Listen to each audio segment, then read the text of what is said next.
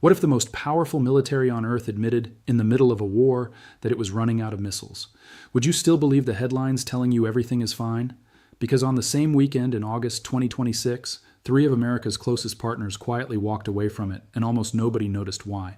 Before we go further, if you want to actually understand what's happening in the world instead of just scrolling past it, hit that subscribe button right now, tap the bell, and drop a like.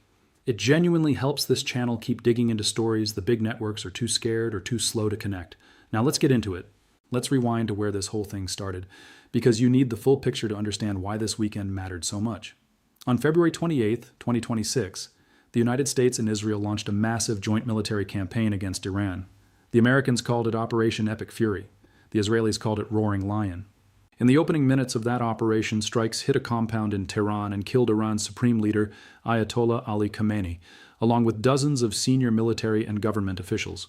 President Trump announced it himself, calling it a historic blow against a man he described as one of the most dangerous figures in the world. For a moment, it looked like a clean, decisive victory. The head of the snake was gone. Surely the rest of the regime would crumble, right? That was the assumption in Washington. But that is not what happened. Instead of collapsing, Iran's system did what authoritarian systems built on layers of power tend to do. It replaced the man at the top and kept functioning. Khamenei's son was elevated.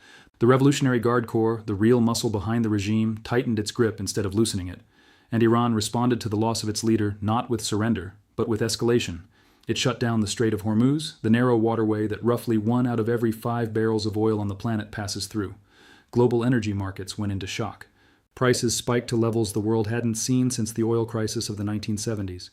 Here's the part that should genuinely worry you. This wasn't supposed to happen. American war planners believed that removing one man could break an entire nation's will to fight. It's a trap military thinkers have warned about for decades. The idea that a single, precise, high-tech strike can decide a war the way flipping a switch turns off a light. But wars fought by nations with deep roots and long memories don't work that way. You can remove a leader. You cannot remove a country's will, its history, or the millions of people underneath that leader who still believe in the fight. And Iran proved that within days. By the summer, 5 months into this conflict, cracks that started underground began breaking through the surface. American forces defending bases across the Gulf were burning through advanced interceptor missiles at a pace nobody had planned for. Systems like Patriot batteries and THAAD, built to stop incoming drones and missiles, were being used constantly because Iran kept sending waves of cheap drones and rockets at U.S. positions. Expensive, sophisticated defense systems were being worn down by weapons that cost a tiny fraction of the price. That is the core problem with modern, high-tech warfare that almost nobody wants to admit out loud. It's incredibly expensive to defend and incredibly cheap to attack. And this is exactly where our story picks up. On August 6th, President Trump posted online in all capital letters as usual, insisting the war was going beautifully. Vice President J.D. Vance went on television the same day and said, in his own words, the outcome would be good for America. Confident words, reassuring words. But that very same day, the Washington Post reported something very different happening behind closed doors. According to that report, Trump had confronted his own defense secretary at Camp David, furious that he felt he had been misled about the true state of the war. The White House denied the story completely and called it fabricated. Trump then threatened serious legal consequences for whoever was leaking information to the press. Now stop and think about that for a second. If everything really was going as smoothly as the public statements claimed, why would leaks from inside the administration matter enough to threaten people with prison? You don't threaten to jail people over leaks that don't contain anything true. People don't panic over lies. They panic over truths they can't control. But here's what almost every major news outlet missed while they were all staring at the Strait of Hormuz, wondering whether America would strike again. Within about 48 hours, 3 separate events happened on 3 different continents, and none of them were random. Put together, they tell a much bigger story than any single headline could. The first event happened in Saudi Arabia. On August 7th, in the holy city of Mecca, the leaders of Saudi Arabia, Turkey, and Pakistan sat down together and signed a new trilateral defense agreement. It's officially called the Mecca Joint Defense Agreement, and it states plainly that an armed attack on any one of these 3 nations will be treated as an attack on all 3 of them. If that sounds familiar, it should. That is essentially the same core principle behind NATO. The second event happened in Europe. The European Union's top diplomat for foreign affairs, Kaja Kallas, publicly rejected a request from Washington to send European naval forces into the Persian Gulf to help protect shipping lanes. The message from Brussels was blunt. This is not our war, and Europe has no intention of being pulled into it without limits or an exit plan. The third event was quieter, but arguably the most alarming of all. While America's conventional weapons stockpiles were being drained fighting Iran, reports emerged that the Pentagon was working on a new nuclear strategy, one built around smaller, more usable tactical nuclear weapons designed for potential conflicts with Russia and China. Meanwhile, Russia was pulling in an estimated $760 million a day in oil revenue, largely because the war in the Middle East had pushed global energy prices through the roof. 3 continents, 3 separate stories, but one single thread runs through every one of them, and by the end of this video, you're going to see it clearly. Let's start with the Gulf, because this is where the shift is most visible. For decades, the entire security architecture of the Middle East rested on one simple assumption. If trouble comes, America will show up. Saudi Arabia, the UAE, Qatar, they built their entire defense posture around American protection. They didn't need to build massive independent militaries because Washington had their back. But over 5 months of war, something broke that assumption. American bases in Qatar, the UAE, and Saudi Arabia were hit again and again by Iranian drones and missiles. Air defense systems that were supposed to have deep reserves ran dangerously low. And crucially, intelligence assessments confirmed that Iran's Revolutionary Guard was directly coordinating attacks through the Houthi movement in Yemen and militia groups in Iraq, aiming strikes at Saudi ports, energy infrastructure, and military positions. This wasn't scattered, disorganized violence. It was controlled, deliberate pressure applied like a hand moving pieces on a chessboard. Just think about this for a second, because it really puts things in perspective. Imagine you live next to the biggest, strongest guy in the neighborhood. He tells you not to worry about locks or security cameras because he'll handle any trouble that comes your way. You believe him. You build your whole sense of safety around his promise. Then one night, someone breaks in, and you look outside to see your protector on the ground, bloodied, calling for backup that isn't coming fast enough. What do you do the next morning? Do you keep trusting the same promise, or do you go buy your own lock? That is essentially what Saudi Arabia, Turkey, and Pakistan just did. And notice the specific mix of these 3 countries, because it's not random at all. Saudi Arabia brings enormous financial power and control over global oil markets. Turkey brings a serious, largely self-sufficient defense industry, producing its own drones, tanks, and warships without depending heavily on American supply chains. And Pakistan brings something no other Muslim-majority nation currently has: nuclear weapons. Put those 3 ingredients together, and you don't just get a defense pact. You get the foundation of a completely new power bloc in the region, one that doesn't need to wait on Washington's permission or protection anymore. Officials from all 3 countries have publicly insisted this new agreement has nothing to do with nuclear ambitions and isn't a threat to anyone. That's the official position. But notice how carefully worded that denial is. Nobody said Saudi Arabia would never benefit from being closely aligned with a nuclear-armed partner. They just said the pact itself isn't specifically about nuclear weapons. In diplomacy, what isn't denied often speaks louder than what is confirmed. Analysts call this kind of arrangement strategic ambiguity. You don't need to announce a nuclear umbrella out loud. You just need the rest of the world to notice who you're standing next to. Now, before we go further, let me pause and give you something to actually watch for yourself, so you're not just taking my word for any of this. Keep an eye on whether Saudi Arabia, Turkey, and Pakistan run any joint military exercises in the coming months. A real active naval or air exercise between these 3 nations would be the clearest sign yet that this pact is becoming a genuine operational alliance, not just words on paper. All right, that's the story unfolding in the Gulf. Now let's cross over to Europe, because this part of the story is honestly the one people understand the least, and it deserves your full attention. If you're finding this useful so far, do me a quick favor, pause for 2 seconds, hit that like button, and if you haven't already subscribed, now's a great time. It really does make a difference in how many people this channel can reach. Okay, let's keep going. On August 6th, when the EU's top diplomat flatly refused to send European naval forces to help patrol the Gulf, it marked one of the most direct public pushbacks against Washington from Brussels since the Cold War ended. To understand why, you need to look at 2 separate pressure points that hit Europe at almost the exact same time. The first is economic. The United States Senate passed a sweeping sanctions bill named in honor of the late Senator Lindsey Graham, aimed at punishing any country that continues buying Russian oil and gas, threatening tariffs as high as 100%. On paper, this looks like a tough, reasonable move to squeeze Russia over the war in Ukraine. But here's the trap hidden inside it. Because the war in the Middle East shut down so much oil flowing through the Strait of Hormuz, energy prices spiked worldwide, and European countries suddenly found themselves desperately short on affordable fuel. Some nations, like Slovenia, were forced into fuel rationing. Political instability followed in multiple capitals. With Middle Eastern oil supplies choked off, many European countries had little choice but to lean more heavily on Russian energy just to keep their economies running, the exact behavior the new sanctions bill was designed to punish. So think about the sequence here. America's own war disrupted global oil supply. That disruption pushed Europe toward buying more Russian gas out of necessity, and then America turned around and threatened to punish Europe economically for doing exactly what the war itself had forced them into. From Brussels' point of view, that's not an alliance working in good faith. That looks a lot more like being squeezed from both directions at once. The second pressure point is even more unsettling because it involves something far more personal to European politics than oil prices: migration. There's a small Spanish city called Ceuta, sitting right on the North African coast, right next to Morocco, right at the mouth of the Strait of Gibraltar, the narrow gateway connecting the Atlantic to the entire Mediterranean Sea. Spain had been one of the only countries to refuse America the use of its airspace during the Iran War.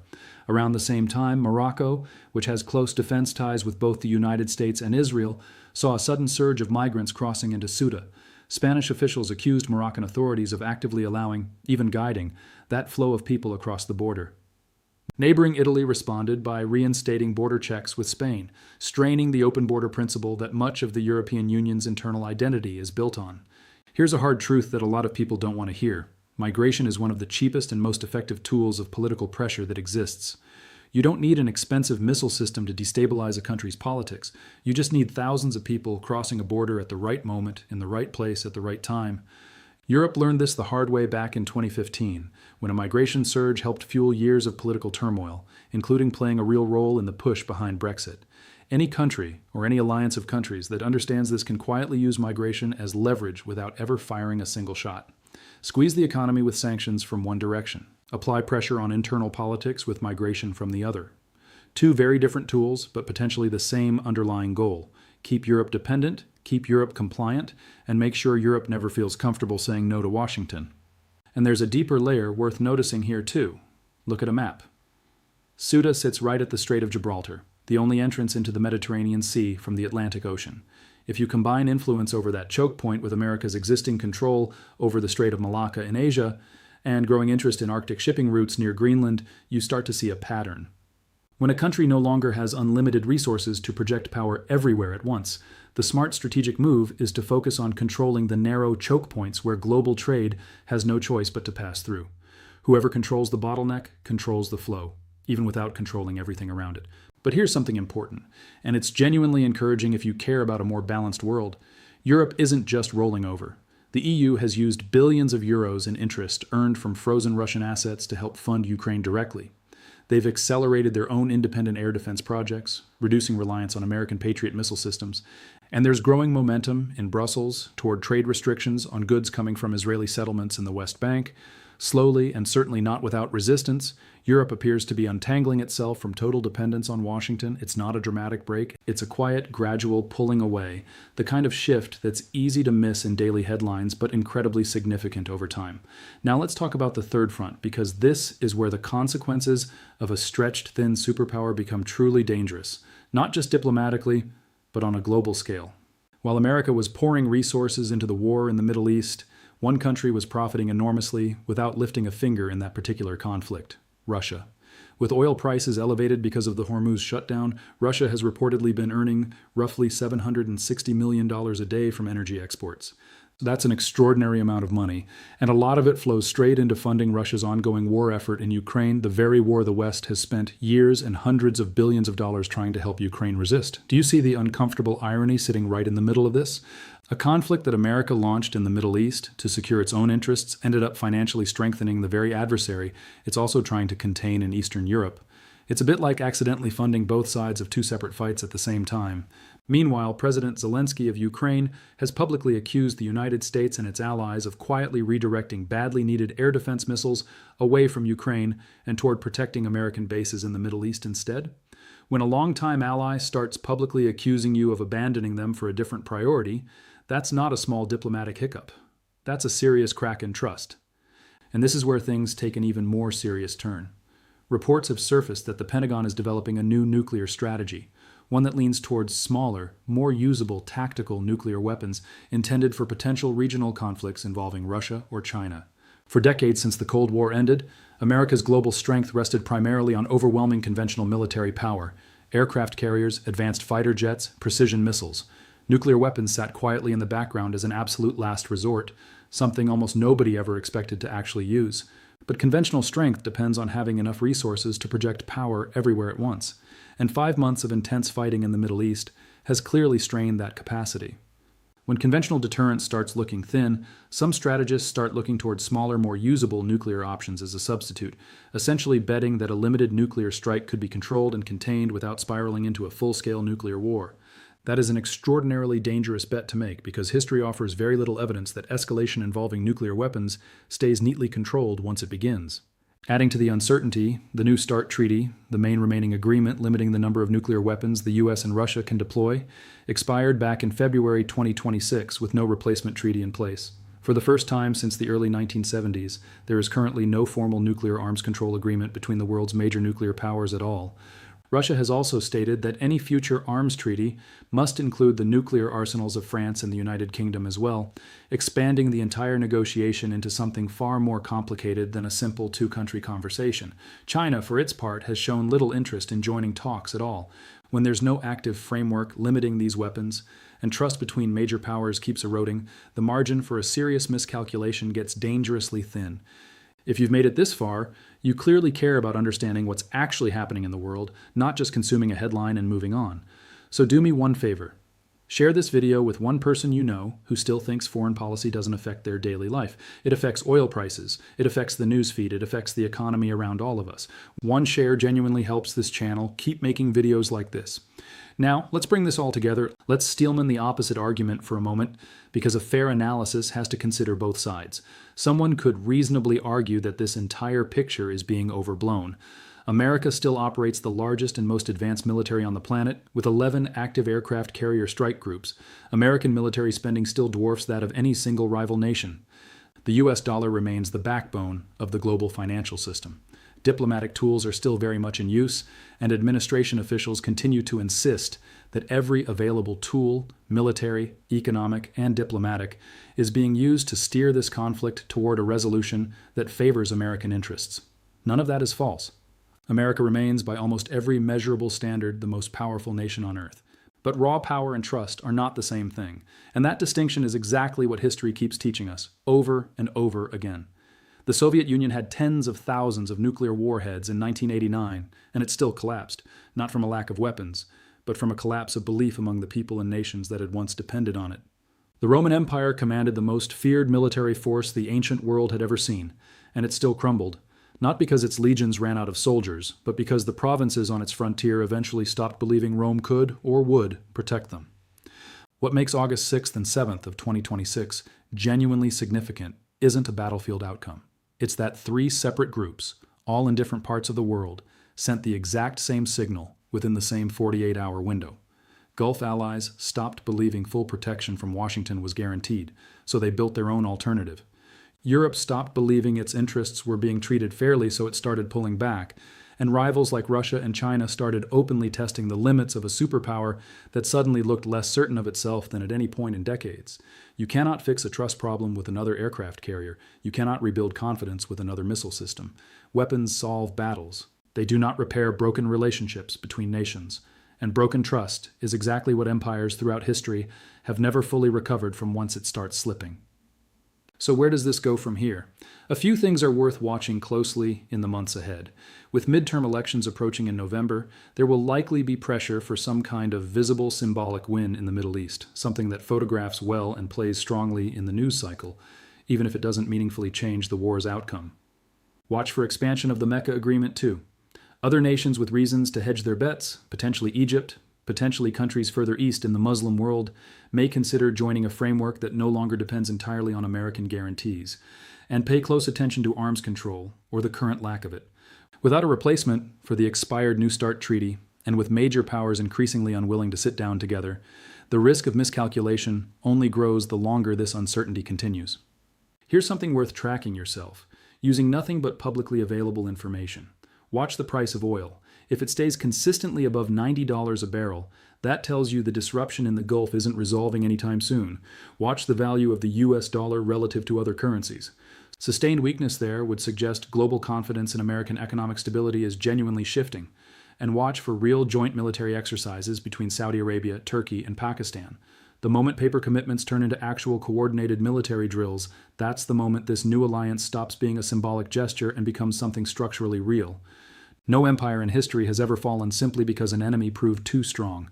Every single one fell from within, weakened by overconfidence, by the assumption that its position was permanent, and eventually by the quiet moment when the nations depending on it stopped believing the promises being made to them. On that one weekend in August 2026, three separate groups around the world, Gulf allies, European partners, and global rivals, sent the exact same quiet message at almost the exact same time. We're no longer certain we can count on you. So here's the real question worth sitting with. When the country everyone once depended on for protection can no longer fully guarantee it, who actually holds the power in that relationship anymore, the protector or the ones who finally decided to stop waiting? If this kind of deep, connected analysis is something you want more of, subscribe to the channel, turn on notifications so you don't miss the next breakdown, and let me know in the comments which of these three fronts you think will matter most in the next few months. I'll see you in the next one.